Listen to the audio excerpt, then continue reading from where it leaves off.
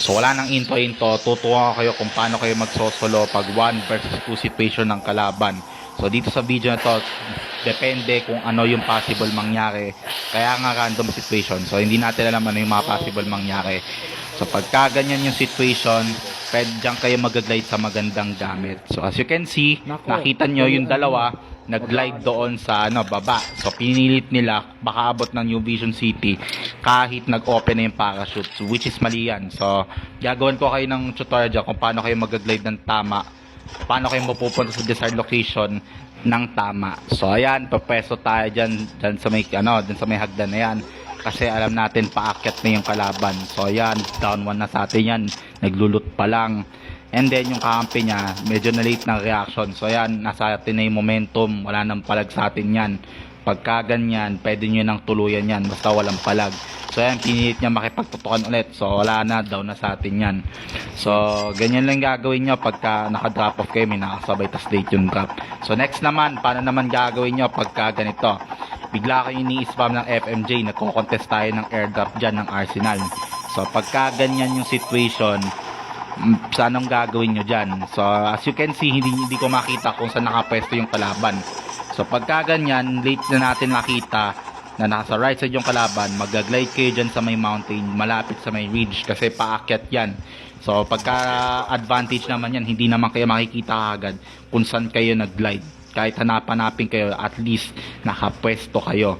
So pagka ganyan, we'll try to contest the Arsenal.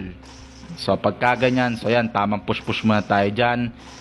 Di natin alam, nakapwesto na pala yung kalaban dyan sa may Arsenal. So ito, nakapwesto na kagad. So pwede tayo mag-rewind kagad. So pagka ganyan yung situation, pwede kayo mag-rewind.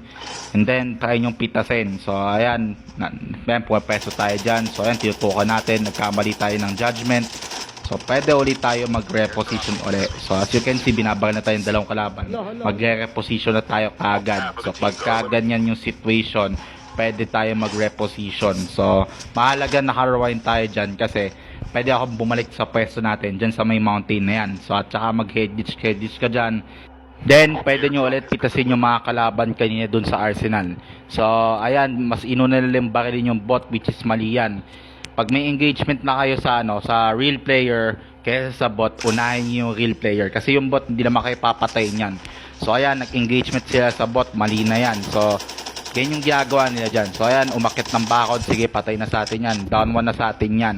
So ito medyo risky, hindi natin na-calculate, bigla tayong binaril ng 117. So pwede tayong sumugal sa tutukan dyan kasi tiwala tayo sa tutok natin. Kaya mahalaga na magwa-warm up kayo lagi bago kayo mag-RG or bago kayo mag-duo or mag-squad. So bale, mag-warm up muna kayo bago kayo sumabak sa ganyan tutukan.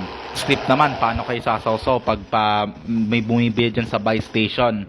As you can see, may nakakotse din at the same time mayroon doon bumibili. So umatras na yung isang parang nagsosolo ata doon. Pagka ganyan situation, use your throwables. Gumamit kayo ng cluster, grenade. Huwag kayo magdadala ng 10 kinetic para meron kayong invest sa granada. So ayan, pagka ganyan yung nangyayari, pwede nyo nang i-push yan kasi may throwables naman kayo. So aatras yan, yun yung magiging behavior ng player dyan. So ayan, nagbag yung fire button natin, so huwag niyong pansinin. So ayan, biglang may isang squad, o may isang magduo dyan na susugod dito. Pagka ganyan, pwede natin pwestuhan yan. Kaso na drone tayo dyan, so ayan, may naka-shot, may naka-SG dito. Hindi niya ako mababaril dyan kasi nasa balikat ko na yung shotgun, so hindi na puputok yan. Or pag pinutok niya yan, pwedeng tumagos lang sa balikat ko yan. So hindi tatama sa akin, ni isang hit mark, walang tatama sa akin. So pagka ganyan, pwede kayong sumugal. Kahit sabihin natin naka-drone yan or naka-mechanic yan, advantage pa rin sa inyo yan. Pagka ganun, pwede nyo naman isugal yung tutok nyo. So kayo na bahala kung mapapatatas kayo o hindi. Kaya mahalaga talaga yung warm up talaga sa RG. Ayan, next situation. So ayan, bigla tayong nauna dyan sa safe zone. So alam niyo naman, pag nauna kayo sa safe zone, wala pa masyadong kalaban. So pagka ganyan, anong gagawin mo pagka ganyan yung situation? Magko-contest tayo ng tank. Bakit tayo magko-contest ng tank? Bakit? Kasi pagka ganyan, hindi mo naman alam yung possible na mangyari. Kagaya ng sinabi ko kanina sa unang part ng clip, hindi mo alam yung possible na pwede mangyari. So, ang gagawin mo dyan, mag-contest ka ng armored vehicle, bumili ka sa buy station, or if makakita ka ng tanke, use the tank. Kasi, malaki advantage yan. Kasi kahit naman i-SMRS ka nyan, hindi naman kagad, mababasag yung, or sasabog yung tanke. Hindi naman kagad mababasag yung armor nyan, or sasabog.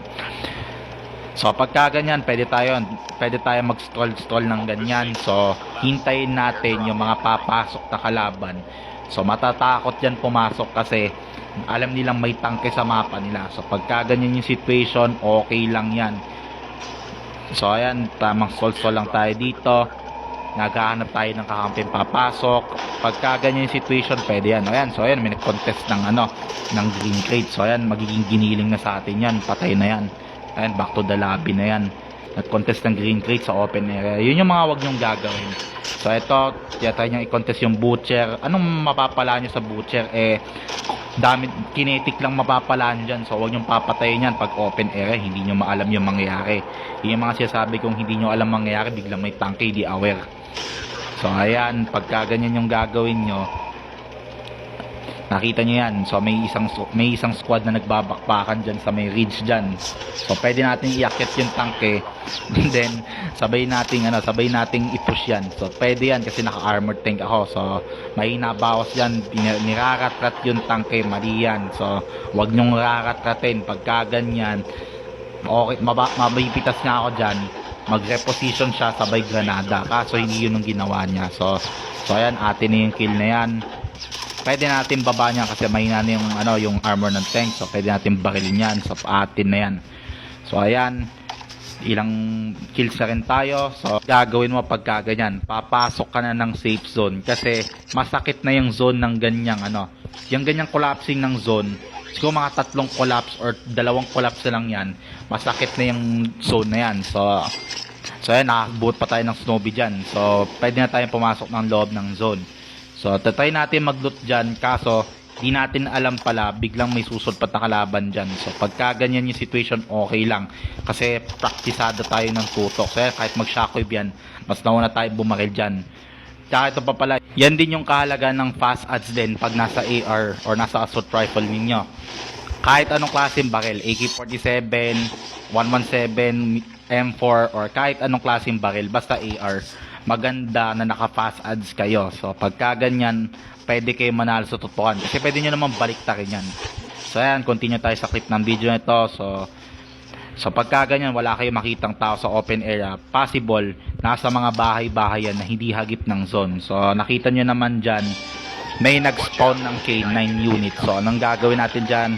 Tatry natin bombahin, kaso hindi tumama yung bomba ko dyan. So pagka ganyan yung situation, i-try nyong prehitin. So ayan, collapsing na yung zone. So pwede natin pasukin yan. Pagka ganyan, pwede na kayong pumasok. So matatakot sa loob ng zone yan.